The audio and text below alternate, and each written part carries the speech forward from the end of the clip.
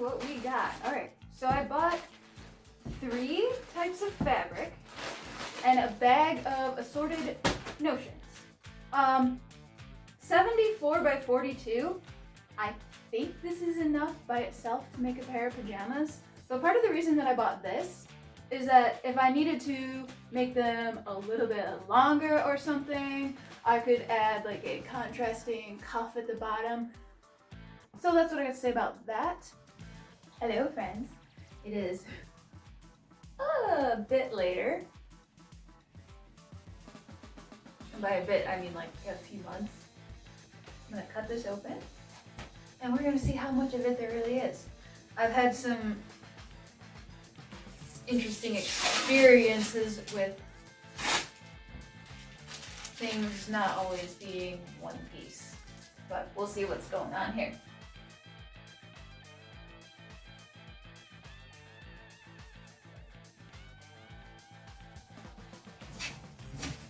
Do I have enough?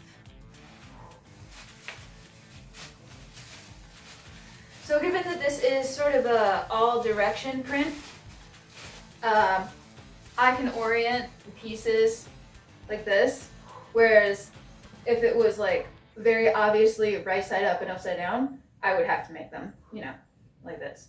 But I don't have to do that. So let's see if I can get it all on there. I still have to respect the grain line. But I'm pleased to see that it is all in one piece. It's not like been previously worked on. I guess that's what this is for, as I think I mentioned. It's a design choice. The proper way to do this would actually be to like draw a line here and then trace each individual piece, like trace the top part and then trace the bottom part and then put seam allowance here. So that's the proper way, but I mean, if I'm just gonna do an absolute straight line, I might just fold it. Let's cut this one open and see what we got.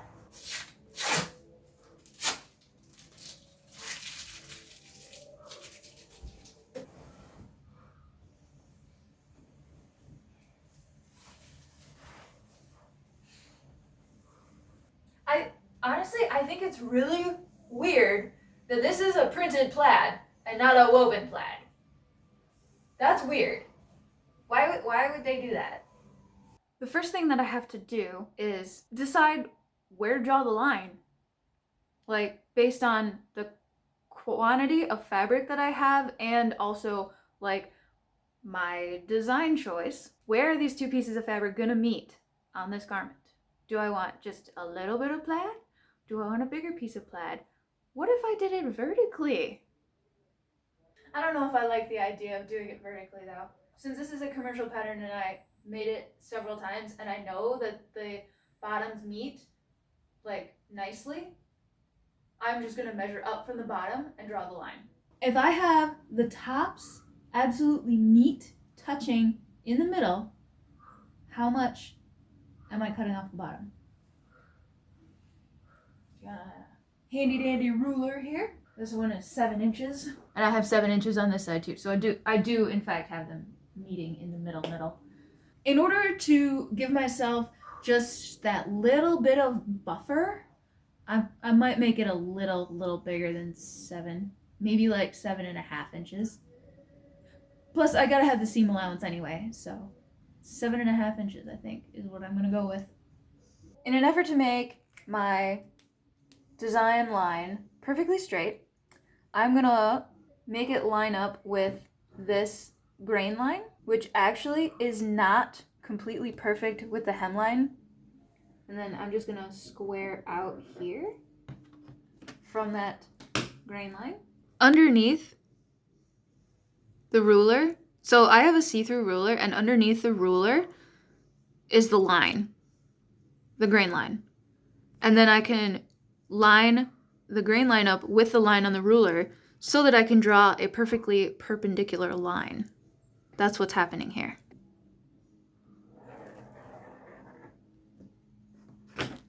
Now, I'm not going to cut my pattern. I'm just drawing the line. And of course I have to do the same for the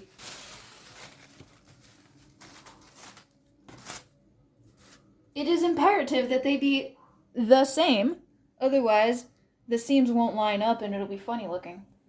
I mean, unless that's like the look you're going for, you might go for that look if that's your thing. But it's not my thing. That's what I got to say about that. These are my pajamas. They're for me. I'm gonna be the one wearing them. Therefore, if I want to be just a little bit lazy, I'm going to cowboy this. I am not drawing a whole new pattern. This is a straight line. I'm just gonna fold my pattern, but like a little bit below the line so I have some seam allowance. And then obviously do the same with the other one, like, you know, the bottom half. So yeah, that's what I'm gonna do. Do I want to be quick and dirty and use the serger? Or do I want to do something fun like a flat felt seam? I might put pockets on the back as well and use that plaid. Because who doesn't love all the pockets in the pajamas? By the way, I don't recommend tape for anything temporary. If you put tape on your pattern, it is permanent. I have repairs here that I have done with tape. Do not use tape for temporary things. I'm going to be at this for a minute. I'm going to go back to a Discworld.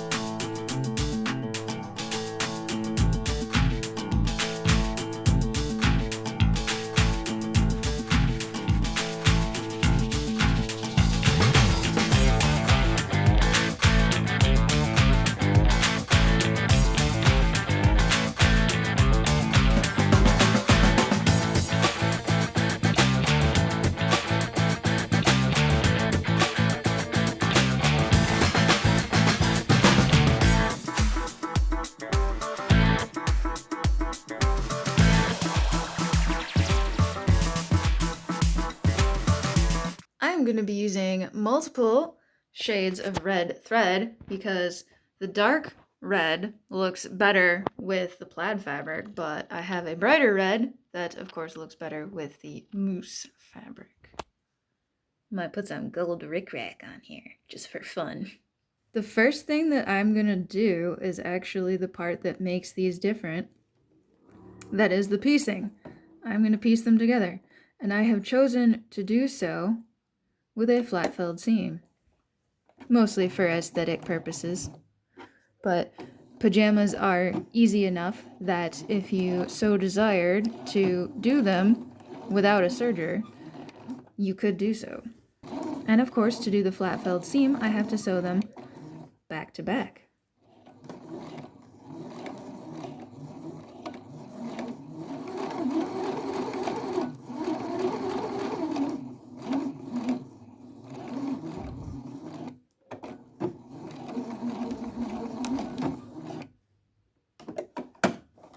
Of course, the next step in flat-felled seam is to trim one side of the seam allowance.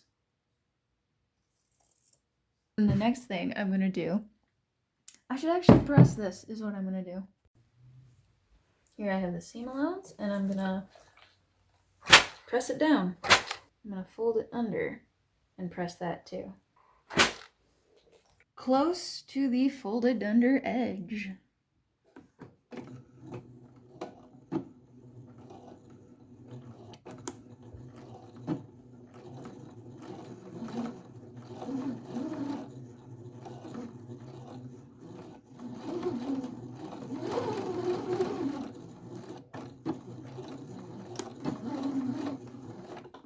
And of course do all the legs. Now that I have the interesting part accomplished, you are free to leave if you wish, or stick around and watch me finish making these pajamas. I am assembling the pockets now.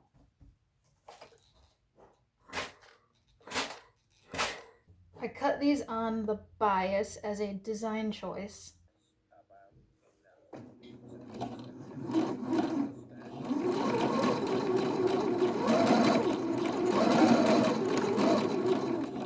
I'm going to make tailor's tacks in the back so that I can make sure that I get the pockets symmetrical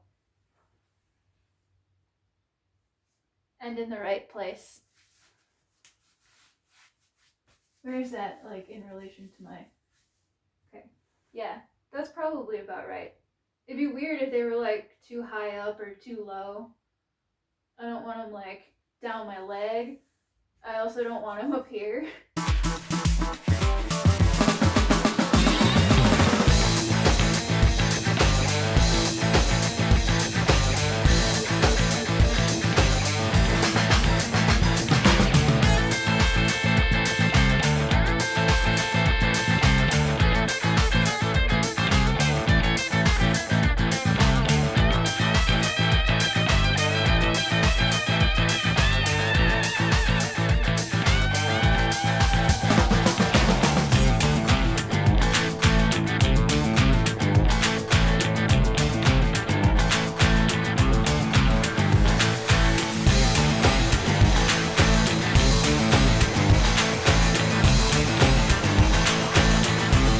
This is how I like to make these side seam pockets.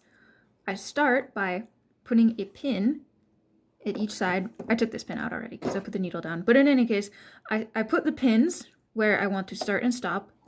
And I start by sewing 3/8 seam allowance. And the reason is that way when I go to sew the rest of it at the commercial pattern 5/8, the inside is actually literally inside. Just a little back tack, hold that down. I take each one to the serger and I serge only the parts that I've sewn thus far. Only the parts that I have sewn. I have strategically pinned at the points here where the stitching stops. That is where the legs are going to get sewn back together. Like also up here, this is the top, and then this is where the pocket starts. This is where the pocket stops. This is extra pocket bagging so that, like, you know, whatever you put in your pocket doesn't fall out of it. So I have strategically pinned here and here, and I'm gonna stitch just those two areas first to make sure that my two sides perfectly line up. Because if they don't, it just looks stupid. I would also like to point out that I push my seam allowance towards the leg, and the reason for this is because later I'm going to put some top stitching on the front to sort of make sure that it stays in place and whatnot. So that's what I'm going to do. And since I have these pins very specifically in place, I'm also going to stitch right up to it. Then I'm going to pivot and I'm going to take the pin out and I'm going to stitch just a couple stitches on the diagonal. Okay, like 4, until I get to the end of the stitching line on the pocket bag.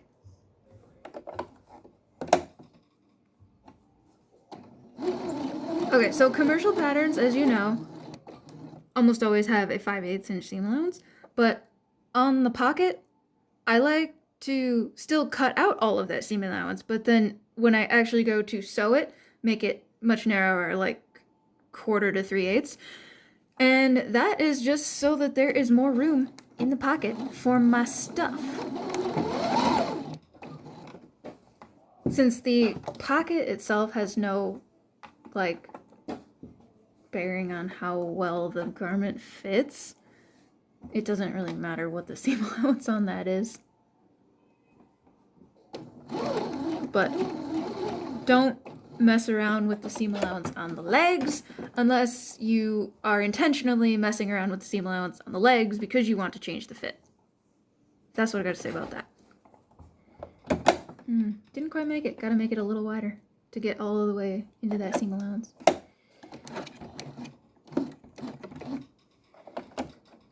There we go.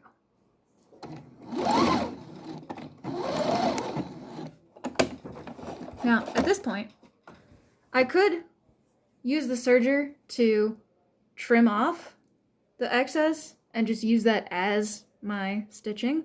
It is also completely acceptable to use the straight stitch to stitch that all the way around and then go over it with a serger, which I think I'm gonna do because I want my pajamas to be extra sturdy. So having that extra stitch there is very helpful in that aspect. Extra sturdy. Because I am aware I'm kind of hard on my clothes sometimes. This is invisible thread, also called nylon monofilament. Funny story, fishing line is also nylon monofilament. It's a single filament, hence monofilament, and it's made of nylon. Anyways, I'm about to have some fun putting some gold rickrack on these pajamas. Invisible thread is kind of hard to work with because it's kind of springy. So I really don't recommend trying to like sew a whole project with it, but it works really well if you need a little bit where you don't see it. And my gold rickrack is very shiny and I don't have gold thread that's equally shiny. Invisible thread to the rescue. The next step in the pocket process is to press these seam allowances towards the front, including this one. So, as I mentioned earlier, I use a shorter seam allowance so that this is what happens. If for whatever reason I wanted to use a different fabric on the inside of the pocket, it wouldn't be shown on the outside. So what I'm going to do next is I'm going to just stitch here, up here, and back across. Bonus points if you feel like doing a zigzag here. Here's the pocket. In the front, I have chosen to put a couple of pins just to make sure that it doesn't slide out of place on me while I'm stitching. And I have it set up for a little narrow zigzag, or bar tack, as you may want to call it, for the little edge of the pockets. It's perfectly acceptable to just do like a straight stitch and a little back tack, but for style, I'll just do this little bar tack. And switch down to a regular stitch at some acceptable distance from the edge as you so choose. I'm going for 1/8 here, so I've got it lined up with that. I don't know if you can see, but I've got it lined up with that line. I have to move a little bit. There we go.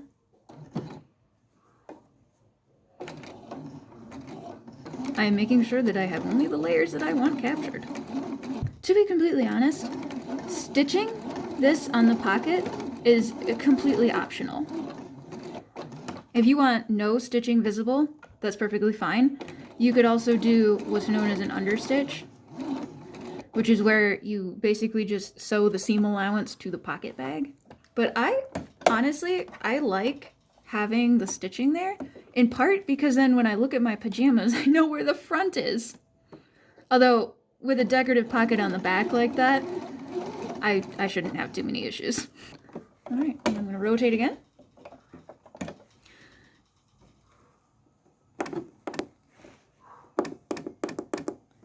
Since we're going back and forth between stitching types on the same seam, it's important to make sure you remember what you did on the first one.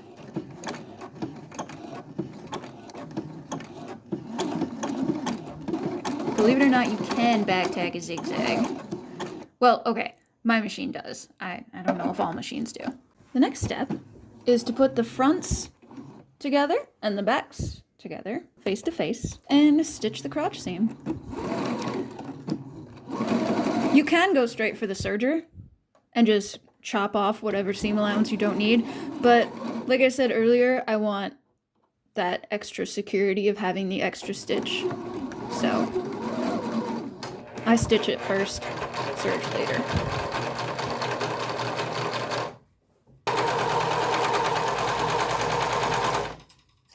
I have the crotch seams pinned together at the underside of the legs, and I'm going to start there because I want my seam allowances to line up perfectly. And then I'm just going to sew from the center of the crotch to the ankle, and from the center of the crotch to the ankle.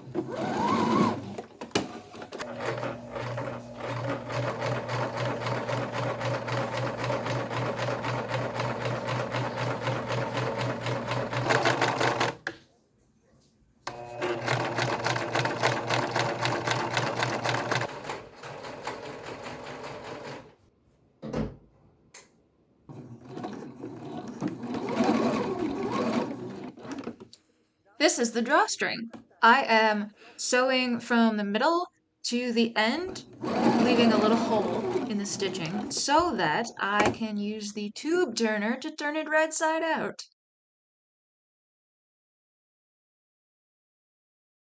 Time to measure the elastic! And I like to do this by literally wrapping it around my waist.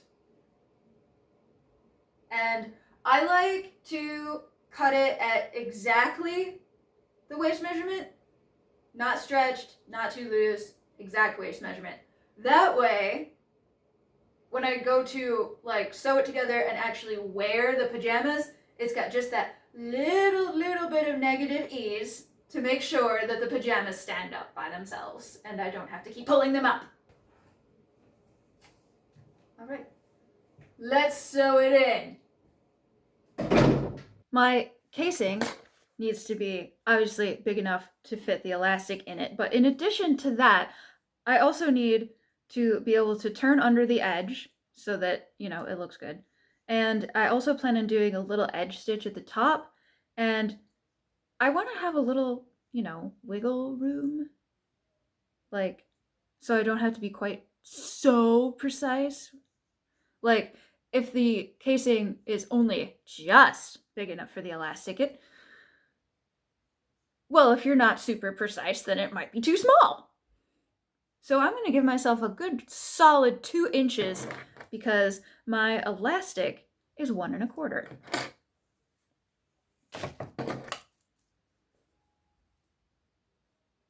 That's what the 2 inches looks like. And this is about where the elastic is going to be inside of the pajama, so you'll have just a little edge up here, and then this is going to get folded under, and there'll be just a little edge there. It's going to be great. So what can I say about that? I'm actually going to do the top edge stitch first.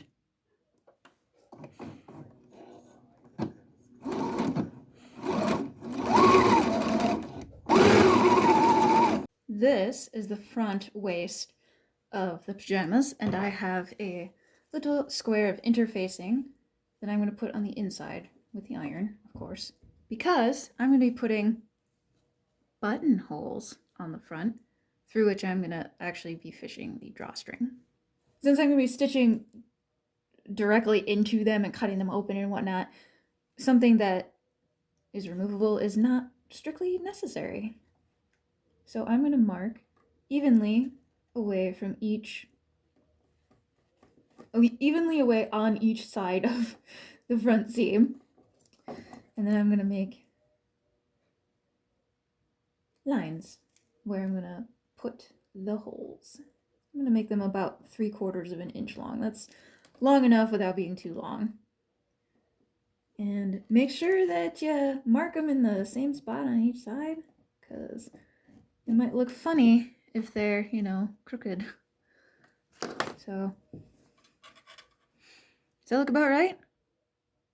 All right, let's go iron on that interfacing. I strongly recommend the interfacing, but it is not strictly necessary as long as your fabric is woven and like medium weight, not very thin fabric.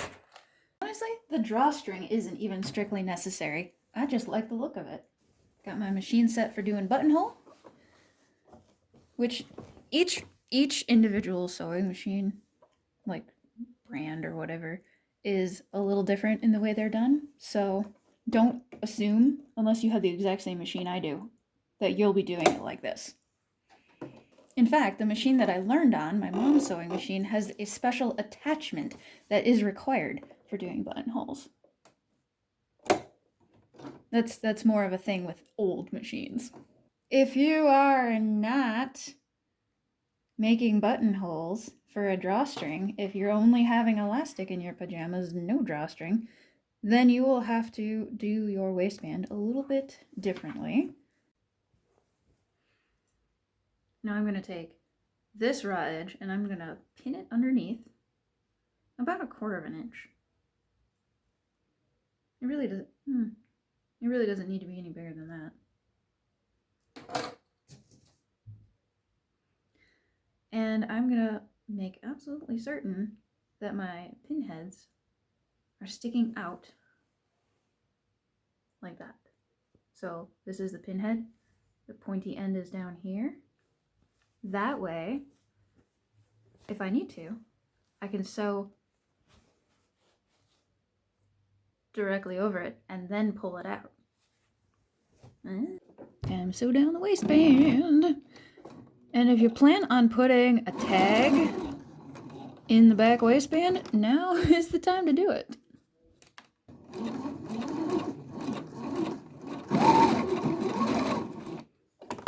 Now, to fish the elastic through these drawstring holes. I'm using a large safety pin. Stick it in the hole. Gotta go all the way around and out the same hole.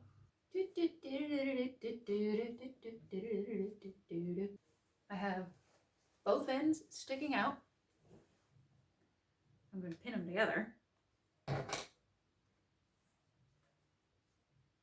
That makes it harder for this. It makes it harder when I stretch it to even out the elastic. That makes it harder for it to like get all sucked in before I've got it sewn in place.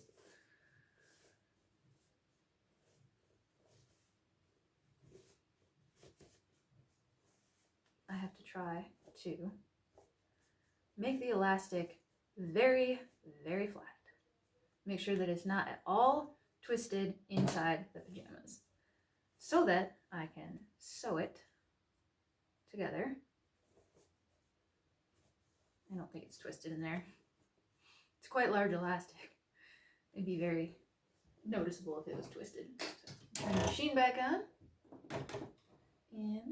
And I'm just gonna stitch over this many times.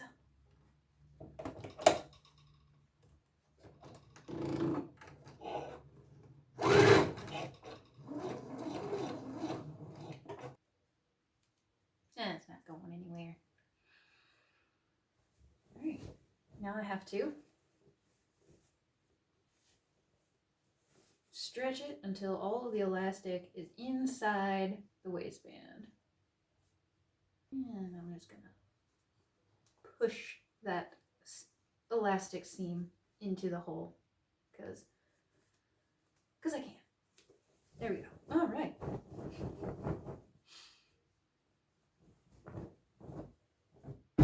Next, I get to thread the drawstring through in like almost the same way.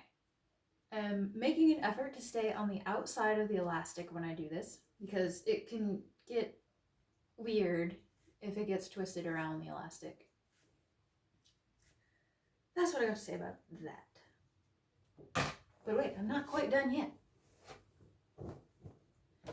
I'm going to make sure that the part of the drawstring that sticks out is like pretty close to equal on either side. And I'm going to stitch in the ditch in the center back seam right here. Stitch in the ditch.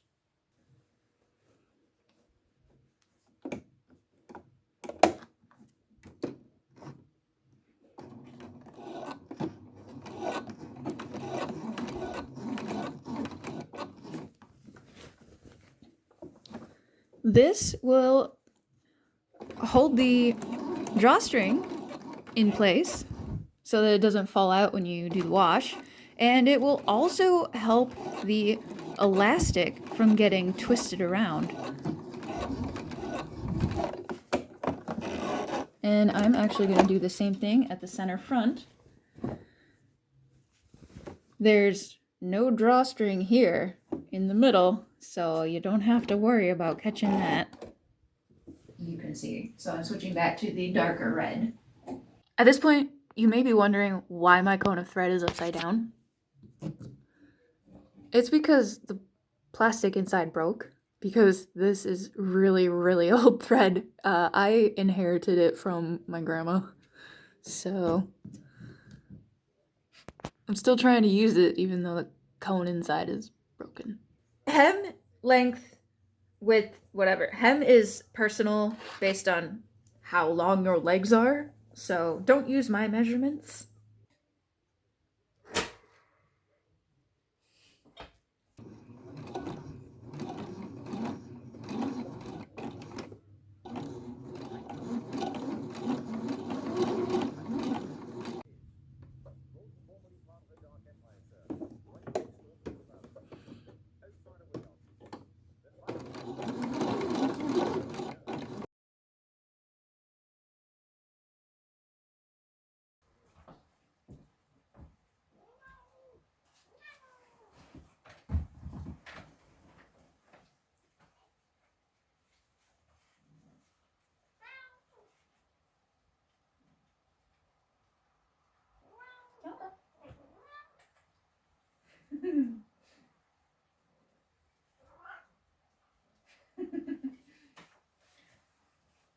Pajamas.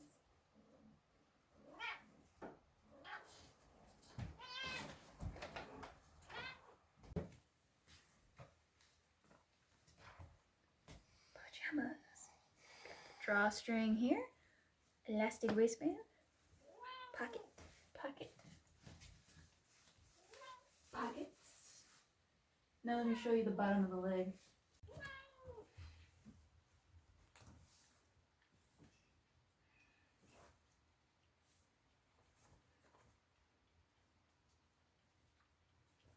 As you can see here, this is my piecework. We have the two different fabrics and my flat filled seam and my gold rig rack.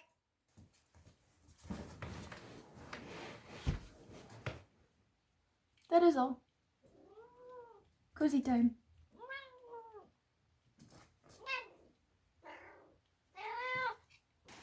Good night.